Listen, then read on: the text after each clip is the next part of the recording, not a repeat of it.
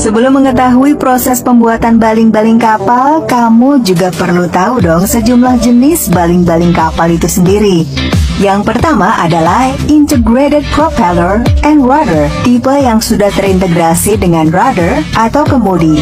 Daun baling-balingnya dapat dibuat secara terpisah yang nantinya dipasang pada boss propeller dengan baut sehingga dapat memangkas ongkos pembuatan. Selanjutnya ada Fixed Pitch Propeller yang biasa digunakan untuk kapal besar dengan RPM relatif rendah dan torsi penghasil yang tinggi. Pemakaian bahan bakar lebih ekonomis, getaran minimal, dan kavitasi minimal. Keuntungan lainnya adalah daun baling-balingnya dapat diubah menyesuaikan dengan kebutuhan. Ketiga, ada Adjustable Bolted Propeller, di mana baling-balingnya dapat dibuat terpisah dan kemudian dipasang pada boss propeller sehingga dapat disetel pada nilai minimum. Keempat, ada Controllable Pitch Propeller, yang merupakan pengembangan terbaru dari propulsi kapal. Kondisi ini menyebabkan arus air dari propeller yang melewati rudder memberikan peningkatan pengendalian dan pengaturan rudder, sehingga akan diperoleh penurunan pemakaian bahan bakar.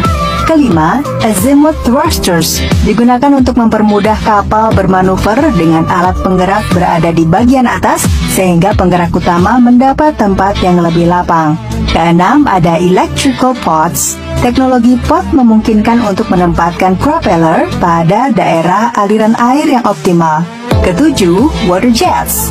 Propulsi kapal menggunakan pompa yang mengisap air pada bagian depan dan mendorongnya ke belakang sehingga kapal dapat bergerak ke depan dengan prinsip momentum.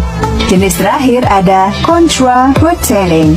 Pada propeller ini menggabungkan dua komponen yang dipasang secara berlawanan pada satu poros.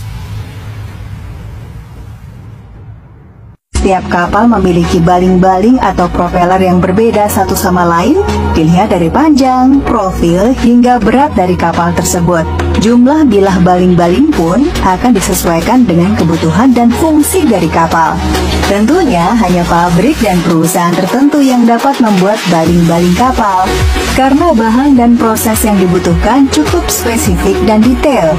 Perusahaan MMG atau Mecklenburger Metallguss GmbH asal Jerman sangat dikenal sebagai perusahaan yang memproduksi baling-baling kapal.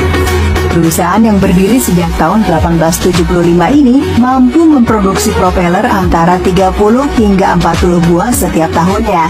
Sebagai perusahaan besar, sebelum memulai memproduksi baling-baling, pihak MMG akan mengunjungi galangan kapal. Pihaknya akan meminta desain rancangan kapal dan diberikan kepada tim khusus untuk dibuat dengan skala kecil atau miniatur. Kapal miniatur ini dibuat menggunakan bahan kayu sebagai sampel untuk nantinya dibuat baling-baling yang sesungguhnya.